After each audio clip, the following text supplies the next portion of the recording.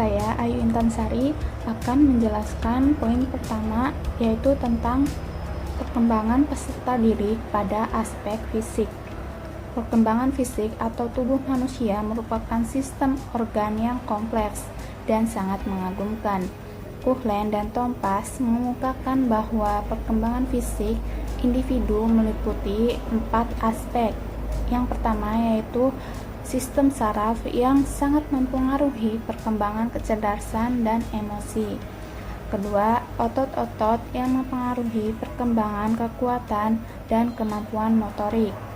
Ketiga, kelenjar endokrin yang menyebabkan munculnya pola-pola tingkah laku baru seperti pada usia remaja yang berkembang perasaan senang untuk aktif dalam suatu kegiatan yang sebagian anggotanya terdiri dari lawan jenis. Nah, yang terakhir struktur fisik atau tubuh yang meliputi tinggi, berat, dan proporsi. Masa kanak-kanak awal merupakan periode perkembangan yang terjadi mulai akhir masa bayi hingga sekitar usia 5 atau 6 tahun. Kadang periode ini disebut tahun prasekolah. Kelas 1 sekolah dasar biasanya menandai akhir periode ini. Dari penjelasan di atas dapat disimpulkan bahwa masa kanak-kanak awal masa perkembangan anak dari usia 2 tahun sampai usia 6 tahun, yang mana bisa disebut juga dengan periode prasekolah. Perkembangan fisik merupakan dasar bagi kemajuan perkembangan berikutnya, dengan meningkatkan pertumbuhan tubuh baik berat badan maupun tinggi badan serta kekuatannya, memungkinkan anak untuk lebih aktif dan berkembang keterampilan fisiknya dan juga berkembang eksplorasi terhadap lingkungan tanpa bantuan orang tuanya. Perkembangan sistem syaraf pusat memberikan kesiapan pada anak untuk lebih meningkatkan pemahaman dan penguasaannya terhadap tubuhnya. Nah, perkembangan fisik itu yang pertama ada tinggi. Pertambahan tinggi badan setiap tahunnya rata-rata 3 inci. Pada usia 6 tahun tinggi anak rata-rata 46,6 inci. Nah, yang kedua berat. Pertambahan berat badan setiap tahunnya rata-rata 3-5 pon. Pada usia 6 tahun kurang lebih 7 kali berat pada waktu. Otot menjadi lebih besar, berat, dan kuat, sehingga anak tampak lebih kurus meskipun beratnya bertambah. Nah, selanjutnya ada lemak. Anak yang cenderung bertubuh endomorfik lebih banyak jaringan lemaknya daripada jaringan ototnya. Sedangkan yang mesomorfik sebaliknya, dan yang bertubuh ektomorfik mempunyai otot yang kecil dan sedikit jaringan lemak. Anak mempunyai tempo perkembangannya masing-masing. Proporsi badan dan jaringan urat daging dapat dikatakan tetap sampai kurang lebih tahun ke-5. Setelah itu mulailah apa yang disebut Gestalt-Wendel pertama. Hal ini berarti bahwa anak yang dulunya mempunyai kepala yang relatif besar dan anggota badan yang pendek mulai mempunyai proporsi badan yang seimbang. Anggota badan yang lainnya menjadi lebih panjang, perut mengecil, dan anggota badan lainnya mendapatkan proporsi yang normal. Jaringan tulang dan urat yang lebih berkembang menjadi lebih berat dan jaringan lemak lebih melambat. Selama tahun ke-5, nampak perkembangan jaringan urat daging yang secara cepat. Pertumbuhan otak anak pada usia 5 tahun mencapai 75% dari ukuran orang dewasa dan 90% pada usia 6 tahun. Pada usia ini juga tumbuh lapisan urat syaraf dalam otak yang terdiri dari bahan penyekat berwarna putih yaitu mielin secara sebentar. Berarti perkembangan anak di dalam menggunakan kekuatan berpikirnya. Anak dalam hal ini otaknya mulai mengembangkan kemampuan untuk berpikir, belajar, dan mengingat. Imajinasi anak berkembang sepanjang waktu dan pemahaman mental mereka mengenai dunia sudah menjadi lebih baik. Anak sudah dapat meningkatkan penggunaan bahasa dengan menirukan perilaku orang yang lebih dewasa. Di sini ada dua tahap. Yang pertama, tahap praoperasional Piaget. Piaget menggambarkan kognitif anak prasekolah sebagai praoperasional. Akan tetapi, label praoperasional menekankan bahwa anak tersebut belum menunjukkan suatu operasi, yaitu tindakan-tindakan internalisasi yang memampukan anak melakukan secara mental apa yang sebelumnya hanya dapat mereka lakukan secara fisik. Operasi adalah tindakan mental dua arah atau reversible. Tahapan praoperasional yang berlangsung kira-kira pada usia 2 hingga 7 tahun adalah tahap kedua dari teori Piaget.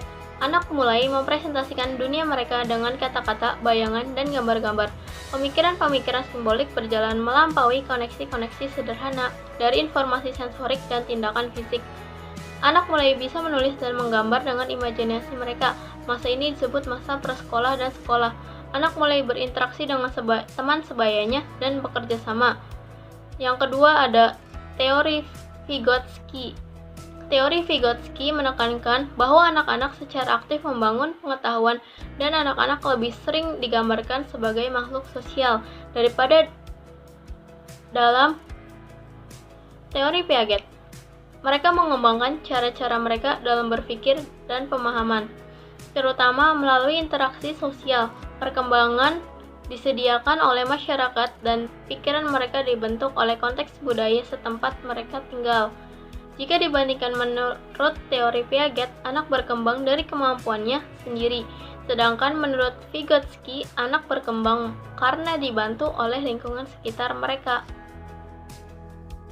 Perkembangan psikososial masa anak-anak. Perkembangan psikososial masa anak-anak adalah masa perkembangan dari usia 2 tahun sampai dengan usia 6 tahun. Pada masa-masa ini, perkembangan biologis dan fisik berjalan sangat cepat dan pesat. Akan tetapi secara sosiologisnya, anak-anak sangat terikat dengan lingkungan keluarganya. Oleh karena itu, pada masa anak-anak awal, keluarga sangat berpengaruh dalam mempersiapkan anak untuk terjun ke lingkungan yang lebih luas, terutama lingkungan sekolah. Adapun perkembangan psikososial yang terjadi pada masa ini meliputi beberapa hal. Yang pertama adalah perkembangan bahasa. Perkembangan bahasa adalah sarana komunikasi dengan orang lain. Dalam pengertian ini mencakup semua cara untuk berkomunikasi, di mana pikiran dan perasaan dinyatakan dalam bentuk tulisan, lisan, isyarat, atau gerak menggunakan kata-kata, kalimat, imut bayi, lambang, dan lainnya. Kedua yaitu perkembangan moral. Perkembangan moral adalah perkembangan yang berkaitan dengan aturan dan konvensi mengenai apa yang seharusnya dilakukan oleh manusia dalam interaksinya dengan orang lain. Anak-anak ketika dilahirkan tidak memiliki moral, tetapi dalam dirinya terdapat potensi moral yang siap untuk dikembangkan. Perkembangan moral pada awal masa kanak-kanak masih dalam tingkah yang rendah. Hal ini disebabkan karena perkembangan intelektual anak-anak belum mencapai di mana ia dapat mempelajari menerapkan prinsip-prinsip abstrak tentang benar dan salah. Selanjutnya, D. Perkembangan sosial. Dasar untuk sosialisasi pada anak-anak diletakkan dengan meningkatnya hubungan antara anak dengan teman-teman sebayanya. Hal ini meningkat dari tahun ke tahun. Anak-anak tidak hanya lebih bermain dengan anak-anak lain, tetapi anak-anak juga lebih banyak bicara. Jika anak menyenangi hubungan dengan orang lain, maka sikap kontak sosial mendatangkan lebih baik daripada hubungan sosial yang sering tetapi sifat hubungannya kurang baik. Di sini bisa disimpulkan bahwasanya teman sebaya juga berperan penting terhadap perkembangan sosial anak. Karena lewat teman sebaya, anak bisa belajar dan mendapat informasi dari luar tentang dunia anak di luar keluarga. Perkembangan kepribadian. Metode bermain bagi anak-anak adalah inti proses pembelajaran.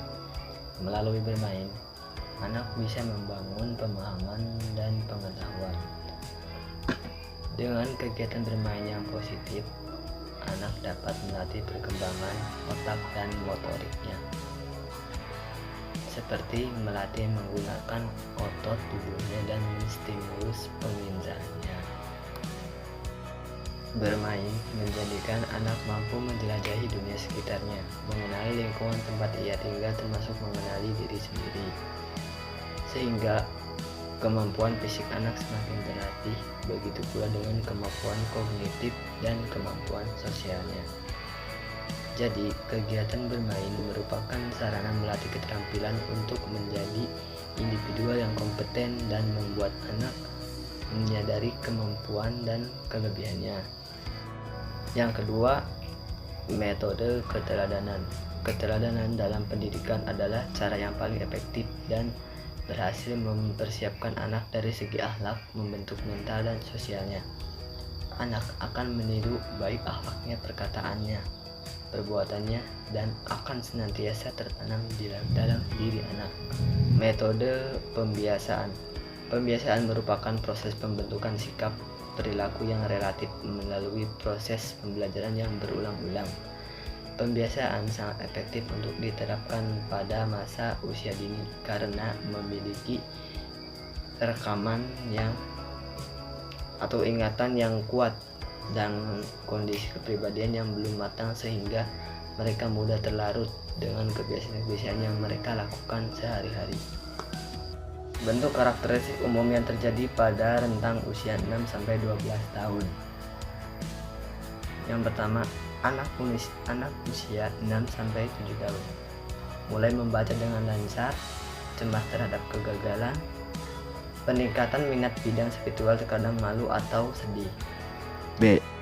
Anak usia 8-9 tahun. Kecepatan dan kehalusan aktivitas motorik meningkat, mampu menggunakan peralatan rumah tangga, keterampilan lebih individu, ingin terlihat dalam sesuatu, menyukai kelompok dan metode, mencari teman secara aktif. Yang terakhir, C. Anak usia 10-12 tahun. Perubahan sifat berkaitan dengan perubahan postur tubuh yang berhubungan dengan pubertas mulai tampak. Sekian yang dapat kami sampaikan, kurang lebihnya mohon maaf. Wassalamualaikum warahmatullahi wabarakatuh.